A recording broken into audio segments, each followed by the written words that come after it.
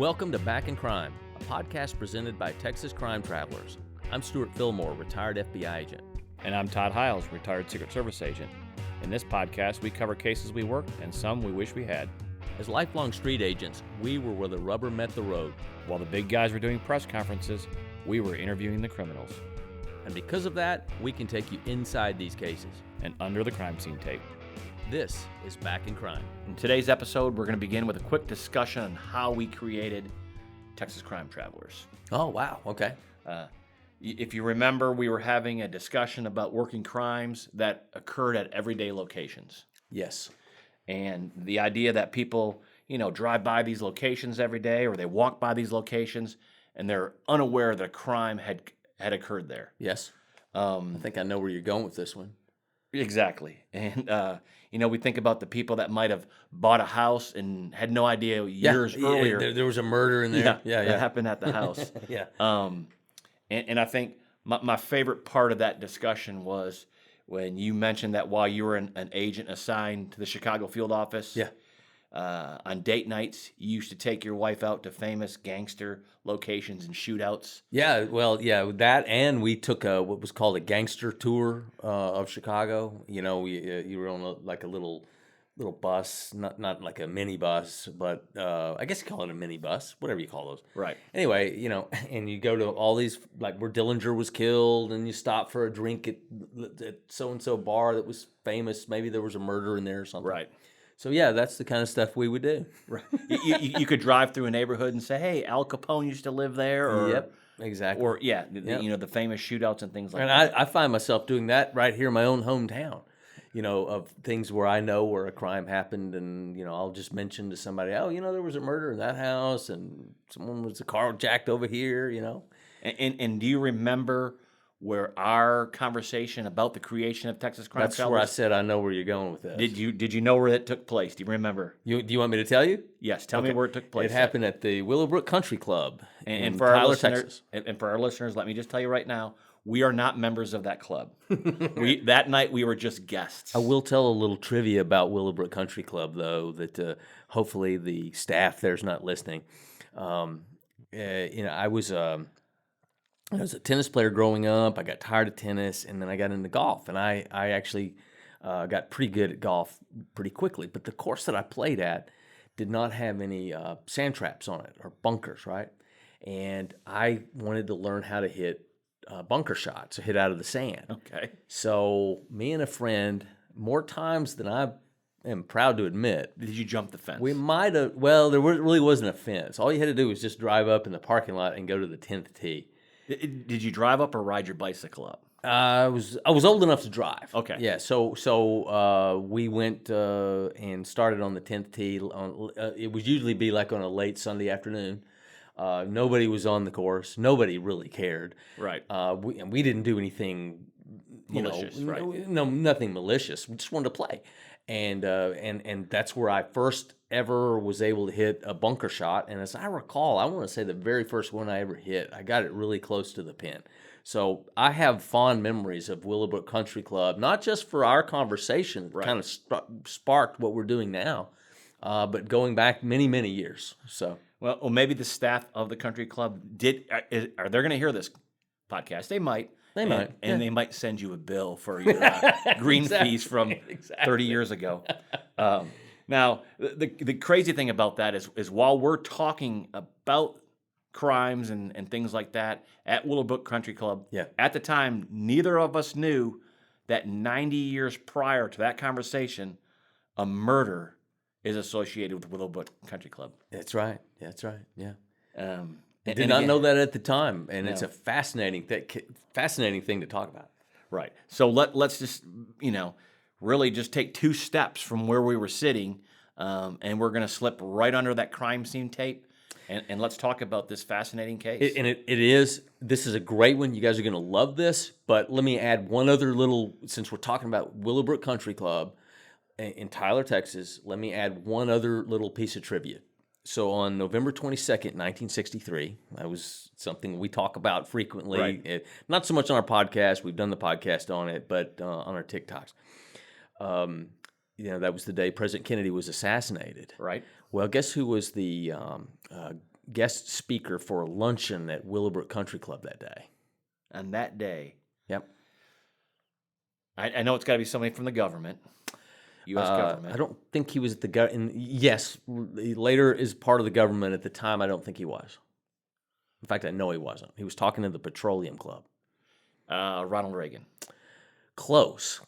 It would have been Ronald Reagan's vice president, George H.W. Bush. Really? Yep. And in fact, actually, there is a declassified FBI report documenting that George Bush of Houston, Texas, called into the FBI from Tyler, Texas, to report somebody that he thought might be Involved. Yeah, some suspicious character that he knew. So anyway, that's all the silly trivia for now. Let's get to this really fascinating case. Okay, so here we go. Ready? In November 30th, 1892. Okay. A boy by the name of Alvin Thomas. Alvin Thomas. Okay. Alvin Thomas is born in the Ozark Mountains near Rogers, Arkansas. Okay. Beautiful country up there. Right. And who knows at this time, little spoiler alert, but he is going to grow up and become the world's greatest gambler. Okay. So at age 14, Alvin trains his dog to swim out into a pond and then dive to the bottom of the pond and pick up a rock. Okay. And then the dog will swim back to shore with the rock. Yep. And so one day he's out there and he sees some fishermen and he tells the fishermen, hey, I can toss a rock into that pond. My dog will swim out there. He'll go down the bottom and retrieve the rock and bring it back to us. So, of course, the fishermen, they all accept the bet. And I honestly, I'd take that bet. Right. And so really to show that it kind of works, Alvin says, hey, look, picks up a rock and says, look, I'm going to put an X on it. And I'm going to throw this out there in the water. So he's picking up the rock with the X. Yes. So Alvin goes ahead and he marks the rock, tosses it in the pond. The dog swims out, dives down, comes back to shore with a rock, and sure enough, it has an X on it. Right. And the fishermen pay him for losing the bet. Now, little do the fishermen know that the night before, Alvin throws hundreds and hundreds of rocks into the pond with the letter X on it. Exactly. And so now he's, of course, a little bit older now. He's in rural Arkansas, and he's with a guy by the name of Jim Johnson. And so Alvin and Jim Johnson, they're on a boat. Actually, Alvin owns the boat, but they're on this boat, and Johnson accuses him of cheating in a dice game, and he throws Alvin off of the boat. Okay. Now, somehow, Alvin climbs back on board, and when he does, Johnson pulls a knife. He threatens the girlfriend of Alvin that's on the boat. Yeah. He threatens to harm her. Alvin grabs a hammer. He hits Johnson several times with this hammer. Yeah. Eventually, Johnson falls overboard. Now, when the sheriffs get involved, the sheriff gives Alvin the choice of either he can stand trial, or he can hand over the deed to the boat and just leave town. And of course, Alvin won the boat gambling, so he turns the boat over to the sheriff. Again, it was no big deal to him. He won it in a gambling thing. Johnson's death will be later ruled as accidental drowning. And there's some reporting that Alvin will say, hey, it wasn't my fault. He didn't know how to swim when he went overboard. But it's probably pretty fair to say that Alvin got away with murder. Yeah. Now it's okay. So now it's 1912. They're in a pool room in Joplin, Missouri. Again, I think this year is going to have some significance. Right. And again, Alvin is an incredible pool player at this age. He's in this pool room, and this is around the same time that the Titanic hit the iceberg. Yes, 1912. Right. Yep. The same time it sunk. So he beats some people in pool, and he wins their money, and he turns to like this incredible saying that he loved to say. He loved to say, double or nothing, meaning let's bet again on something else. Yeah. And if Alvin loses, the original bet is canceled. Yeah. But if Elvin wins this second bet, Sure. now the loser owes Elvin twice the amount of money. Yep. And so, unfortunately, for many people, they take the second bet. Yeah. Right. And again, they're just going to lose, and they're going to owe Elvin double. Well, because it's probably some setup that he's already done, like the X's on the rocks. Right. With the dog. Yeah. So in this story, in the pool room, he just won this game of pool, and he's collecting all his money, and he says, hey, double or nothing. And he bets the crowd that he can jump over the pool table without touching the table. Okay. And people take this bet. Yeah. They're like, he can't, jump over a pool table. So Elvin goes outside. He hauls in a mattress. And he puts this, he positions it on one side of the pool table. Then he gets this running start, and he just dives headfirst over the pool table, never touches it, and he lands on the mattress. Okay. And, of course, he gets up, and he collects his money and all the side bets and everybody like that. Supposedly, the story goes, there were two people that lost out on that bet, and the one turned to the other one and said, hey, what's that stranger's name? And the guy says, don't rightly know, but it must be Titanic because he sinks everybody. Okay. So right there, that's how you get a nickname for the rest of your life. Yep. Right there. Yep. So now Elvin is now called Titanic. Later, a newspaper is going to print an article about him, and they're going to jumble up his last name from Thomas to Thompson. And when he reads the newspaper, he just drops the name Elvin Thomas, and he starts going by Titanic Thompson. Titanic Thompson. And yeah, because probably Alvin Thomas might have been wanted in a couple of places, and probably changing that last name to Thompson would, served another benefit too. Right, changes up everything. But again, how cool is that nickname, Titanic Thompson? Oh, it's got a certain flow to it. It's a melodic or poetic. Right. And again, he's gambling on everything, as we're going to see that just outside of Joplin while he's traveling, he sees some of the state workmen, and they're putting up new signs along the highway. Okay. And one of the signs they put up says Joplin 20 miles.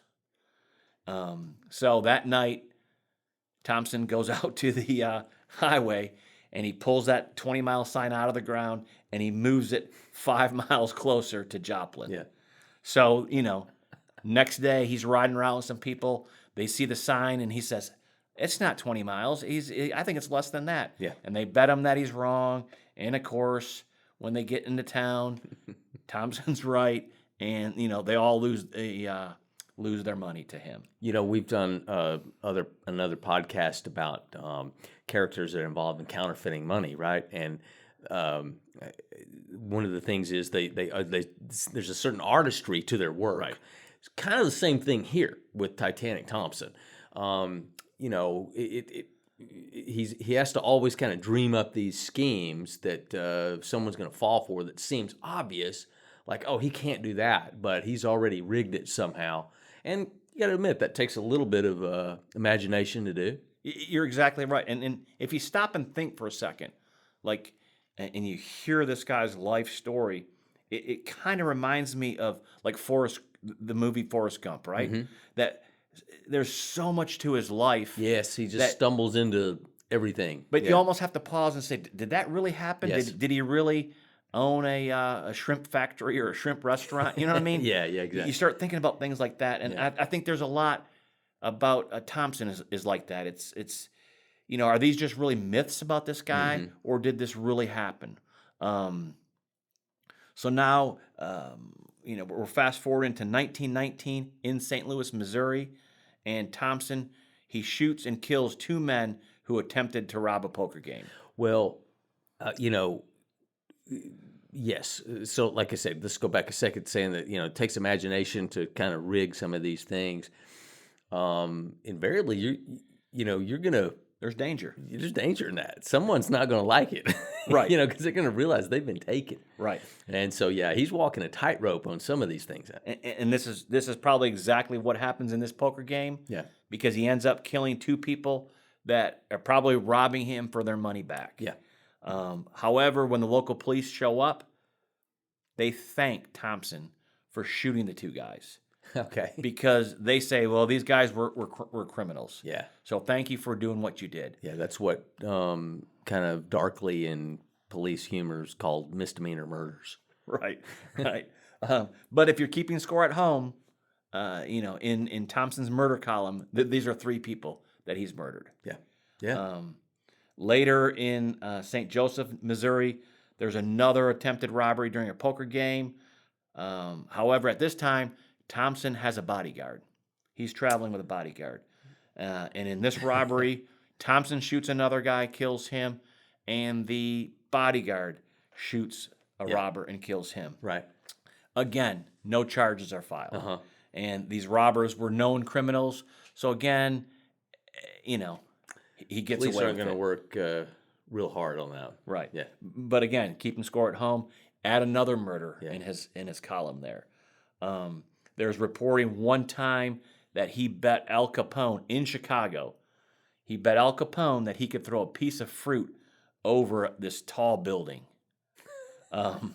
So Al Capone makes the bet, and little did Capone know that Thompson had filled the fruit with lead. Yeah. And it made it heavier and easier to throw a long distance. And so Al Capone lost the bet. Now Thomas is almost 30 years old, and he discovers the game of golf. Yeah.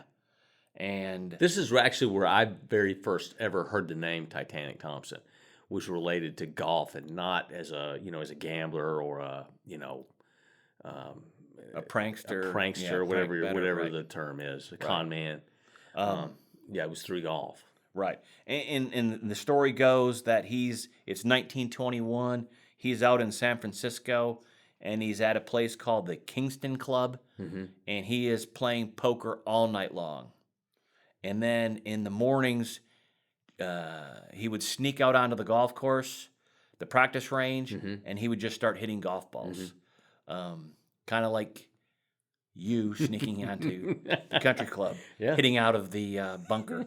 So he'd sneak out on the practice range. He'd start hitting golf balls, and just within a few weeks, he becomes a really good golfer. And which is even the most remarkable, and I think this is probably what you've heard too, he can play left-handed or right-handed. Yeah. It didn't matter to him. If golf is although I always kind of had a knack for golf, I can tell you it is a very difficult sport to get to the point where you can maybe hustle people and win matches, like that. And then forget about even trying to play, left-handed, Right. and do it. So to have done this at age 30, he had to have been remarkably, insanely talented and athletic, to do this. And again, if he's playing right-handed and he beats you, at the end of that golf match, he would turn right around and say, "Hey, I'll tell you what, I'll bet you double or nothing. I can beat you left-handed." I can beat you left-handed." And everybody would take that bet. Right. Because when he would win... He probably was a natural lefty, and that was his stronger side anyway. Right, yeah. Everybody said he was a better left-handed. Yeah. But I think he always won by just 1 or 2 strokes. He didn't really just beat somebody. Sure. Yeah, so he left that person feeling, well, I can do this again and Yep. maybe beat him again. Sure. And there were a lot of people inside golf that really believed that Thompson could have been one of the greatest golfers ever. Yep. But he chose this life of hustling. In those days, professional golfers actually didn't make that much money. It was kind of a grind. Right. And no doubt he probably made a lot more money hustling than he would have by just being a pro. Right. At one time, he's at a country club in Dallas, Texas, and he plays against Byron Nelson. Yeah. He played against him. Many of the golfers bet that Byron Nelson could beat Thompson. That was the big bet of the day out there. And that would probably be a safe bet, but And I think on this one is that the way the story goes is Thompson does go against him, but Thompson wants 3 strokes to start out. Okay. And with that 3 strokes, of course, he ends up beating Nelson. Okay. With those 3 strokes. And for our younger listeners, Byron Nelson's one of the all-time greats of professional golf. Right. So it just shows that Thompson Yeah, I mean he's that's a high caliber thing, right. and I promise you that someone like Byron Nelson would not have just let him win, or Right. he would not have taken getting beat lightly. Right. He's going to fight for every stroke. Now, probably one of the most notable incidents that it generated a lot of media attention about Thompson, and that was his connection to the 1928 murder of Arnold Rothstein. Now, okay, I don't know about this one. I mean, I know Rothstein. He's the guy that fixed the 1919 World Series, With the Chicago Black Sox. Black Sox scandal. I know he was, in New York, kind of the early start of the New York mob kind of thing.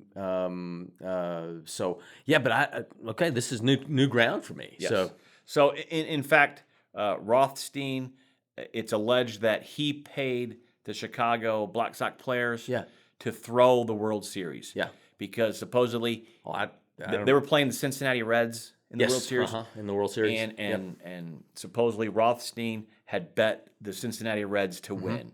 And so I don't think that's alleged, Todd. I think that's pretty much known. Right. I don't think it's much in doubt, really. And the whole idea is that he can make this huge profit if Cincinnati wins. Now, basically everybody did, but the players. Right. And I think going back in history, there was a grand jury summoned in Chicago. There was, that looked at this. In fact, Rothstein testified. Yep. And he testified that he knew about the throwing of the games, but he claims he never bet on the World Series. Yeah. And so, therefore, prosecutors never indicted him. Yeah. All right. But on September 7th and September 8th of 1928, Thompson, he's in this high series poker game with Rothstein. Okay. They're in this big game, and again, Thompson's going to win. And there's all these rumors now come out that Thompson cheated. And because he cheated, Rothstein is refusing to pay his losses. Yeah. He's not going to pay Thompson. And then this leads to this big idea that there's this unpaid debt out there. Yep. By Rothstein. Right. Because he's refusing to pay Thompson this. On November 4th, 1928, Rothstein is shot at the Park Central Hotel in New York City. 2 days later, he passes away in a hospital. Todd, let me throw in just a little bit of trivia there because, this case seems to be loaded with it. So Rothstein is killed in 1928 at the Park Central Hotel in New York. It's on, I think it's on 7th Avenue, just south of Central Park. So fast forward to 1957, and there's another murder in that building, and it's of a famous mobster named Albert Anastasia, who was in the barbershop of the Park Central Hotel. Probably most people that are into mafia and true crime and stuff, they know exactly what I'm talking about. They've seen the photo of Anastasia laying dead on the floor of this very same hotel. So, it's still there, or at least it's been a few years since I was in New York, but it was still there the last time I was there. And so checked out the Park Central Hotel. I don't think it's called that anymore, but the building's still there, and it's still a hotel. That's some neat trivia. So, yeah, it'd be cool to play poker in Arnold Rothstein's room and go get your hair cut in the barbershop. Right. Now, although Thompson, he's not present at the time Rothstein's shooting, but he's called to testify in 1929 during the trial of George McManus, who is accused of shooting Rothstein. Okay. All right. And at this time, the newspapers, they just start printing pictures of Thompson. And Thompson becomes very upset about this because he believes people are going to see him in the paper and his hustling and gambling days are going to be pretty much over because of this. Eventually, acquitted, McManus will be acquitted of these charges, and to this day, Rothstein's murder remains officially unsolved to this day. So again, that's 1929. So now we're in the fall of 1930. Okay. And there is this massive discovery of oil near Kilgore, Texas. just down the road from us. Right. And this area will become one of the largest oil fields in the world, and it just triggers a frenzy of drilling, land buying, and speculation. Yep. This discovery out here is actually, every year Kilgore was getting smaller and smaller. But once they found this oil, Kilgore became that boom town. It did, yeah. Yeah, it's crazy to see pictures of it from back in the day, all the oil derricks that were out there. Right. Yeah. Just within days of finding oil, yeah. Mm-hmm. Thousands of people moved to Kilgore. Yep. They put up tents and shacks everywhere. Yep. And just and that East Texas oil field, was almost any oil that was used in World War II came from that field. right. Yeah. And again, you hit it. It's close to us. In fact, Tyler is the biggest city at that time that was close to Kilgore. And I've often wondered why Tyler kind of became the center of that, because it's really not that close. There's other cities like Longview's closer than Tyler is, so I don't know how Tyler kind of benefited from that. However they did, by the 1930s, Tyler, Texas Yeah. is flush with oil money. Yeah.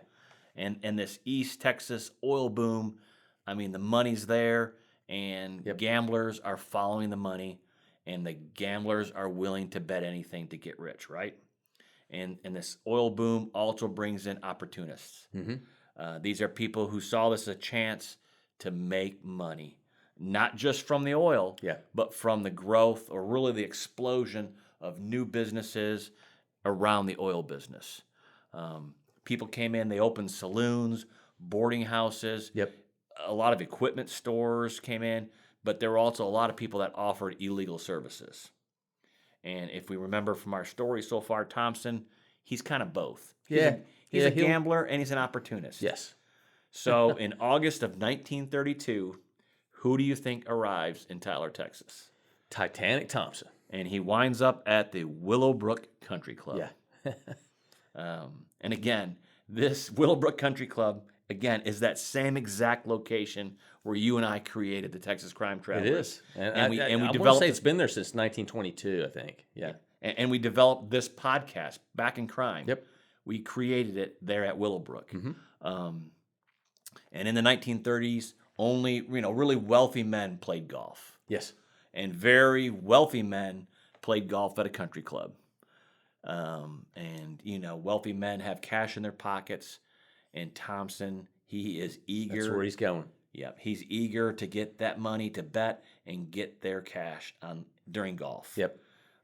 So he's out there golfing that day, and by the end of the golfing day, he has won a considerable amount of money. And now this is where there's several different accounts of really what happened that night. So there are many things that are kind of unknown, but what is known is that after the golf game ended, Thompson shot and killed his caddy. Somebody's laying dead at the end of the day. Right. Now, and it's his caddy. Right. And there are these accounts out there. Some say that Thompson caught the caddy taking the winnings from his golf bag. Mm-hmm. There's another account out there that says that later Thompson had gone to his hotel room. Yeah. And the caddy showed up wearing a mask. He pointed a gun at Thompson and attempted to rob Thompson for the winnings. But again, as we've seen in these other murders, Thompson, he's never arrested, and the news of it just kind of quickly fades away. He's a guy that I think, having dealt with, con men types, throughout my career, a guy that just has an innate ability to kind of walk that fine line and always kind of be able to have some reason, some excuse, some doubt as to why, hey, I didn't do anything wrong. Right. Right. Because, records show that there's no criminal charges ever filed. And in fact, it doesn't even look like this was ever even presented to the grand jury on this. And within days, Thompson, he leaves Tyler and he ends up out in El Paso, back on golf courses out there in El Paso. Yeah. Just, days after this murder. In the 1940s, Thompson really is at the pinnacle of his golf game. And like you said before, people asked him, why don't you become a professional golfer? And, at that time, I would say a professional golfer is earning maybe $30,000 a year. Oh boy, that would be a lot. I think even then, yeah. So, but and again, Thompson could win that in a single bet. Yeah. So, and I think he always gave the answer when they'd ask him why you're not a pro golfer. He says, "I make more money gambling than I could as a pro golfer." That's probably true. I think there's probably a lot of truth in that, because there were a lot of golf hustlers, I think, but there's no doubt he was the most famous. Right. And this is a story that I always heard about him. Was one time he was on a golf course just north of Chicago, and again, beautiful golf course. It's right along the shores of Lake Michigan. Mm-hmm. He's out there golfing, and he bets a bunch of golfers that he can drive a golf ball over 500 yards. And I guess at the time, most golfers were hitting less than 300 yards. Oh, without a doubt, yes. So just for him to say that he could hit it over 500 yards, this is pretty much probably an unbelievable feat for a golfer to hit a golf ball that far. But what happens? People place their bets, right? Everybody bets Thompson that he couldn't do it. He says, okay, I'm going to return to this golf course in mid-December when Lake Michigan freezes over, and I'll see you then. Yeah. And, of course, when he comes back in mid-December, he hits a golf ball towards the frozen Lake Michigan. Yeah. The golf ball lands on the ice, and it bounces and bounces and bounces, and it rolls, and it keeps sliding. And, people said it went way over 500 yards. Yeah. So I can personally attest to that. My in-laws live on a lake, and one year the lake froze over. That doesn't happen that often in Texas, but every now and then we get these cold spells, and the lake froze over. Not to the point where you could go out on it or anything really, but and do ice fishing or something like that. But it was frozen solid on the portion of the lake where they live. And me and a friend just started hitting golf balls out over the lake, and I'm telling you, it makes a really interesting whistling sound as the ball scoots across the ice. But yeah, it just goes forever. It just doesn't stop. So after nearly 70 years of gambling, betting, losing, winning, and 5 wives in these murders, Thompson died at the age of 82 in a nursing home just outside of Dallas, Texas. That's that's a long life for a guy that was just on the edge all the time, Right. Because I don't care how good you are at golf, how talented he was. I promise you, he probably had a few puckered up moments where, is this putt going to drop? I really need this. I'm not hustling this time. I really need it now. Right. I'm sure he had a lot of those moments. Right. So that's a long life for someone to have that, have maybe that stress going all the time. Now he did say that he's never been broke for more than 6 hours at a time. So, he lived a life that really straddled, between this being a true legend and really being a true felon. Again, his activities are widely reported in newspapers and magazines. And again, was involved in such high-profile events as the whole like you said, like Forrest Gump. Right. The Forrest Gump of golf hustling. Right. And so he kind of has this reputation that really made him, the public's fascinated with him. And like I said, if you go out there, there's a ton of articles about him. I think at one time he tried to sell his life story for a movie, but then it maybe sounded like he wanted too much money to actually sell his story. Again, as a listener, if you're really interested, I believe that there is a book by Kevin Cook. It's a biography on Titanic Thompson. It's got great reviews on that if you're interested a little bit more about him. I think the book is actually entitled something like "The Man Who Bet on Everything."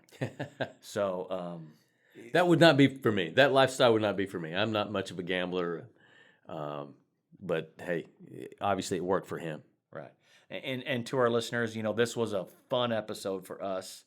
And I need to mention that a while back when I was a guest at Willowbrook Country Club, I was discussing this podcast with a member there at the country club, and he told me about the story of Thompson shooting his caddy here at Yeah. Willowbrook. That's Yeah, how I yeah. heard it. Yeah. So he said, hey, you guys should do an episode on that.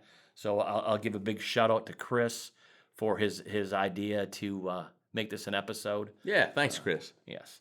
And again, I don't know how many times we've mentioned Willowbrook today, but do you think they'll give us a free year membership? We should get something for the effort, right? Yeah. Now, I did reach out to the Tyler Police Department to get some information about the murder. Yeah.